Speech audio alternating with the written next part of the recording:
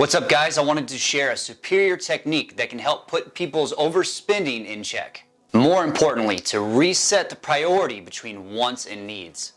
And if you wouldn't mind doing me a favor and hitting that like button for the YouTube algorithm. And if you guys enjoy tips on personal finance, please feel free to subscribe to the channel. Now, of course, as we grow in our income and our careers, we want to increase our personal lifestyles. Now, real quick, I want to share with you your new word of the day, limerence, which is a state of being infatuated or obsessed with another person. Simply, whenever you first start dating somebody and you're still in the goo goo gaga phase, which tapers off the more that the relationship grows. The point of this is that we have this same form of limerence with our lifestyle. The more our income goes up, the more luxuries we afford ourselves. And when it first happens, it's a major luxury, but as time goes on, it's no longer a luxury and it's just become our norm.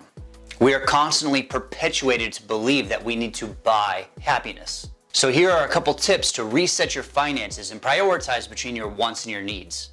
Go through your expenditures or your credit card bill and look for expenditures that you really don't need or don't use anymore. Like, how many different streaming services do we have right now? Look at the one that you don't watch anymore. Cook more. I know this is one that people hear all the time, but everybody loves this skill. It's a huge money saver, and I've seen many people change their financial lives around just by stopping eating out. And find the hobbies and activities that you used to do that didn't cost any money. I had a friend tell me once that he doesn't mind spending money, but he wants to enjoy the things that he's already spent money on. And remember, we used to be young, dumb, and broke. We always had a great time without money. Make this whole strategy a game and see what you can do to alter your long-term spending habits.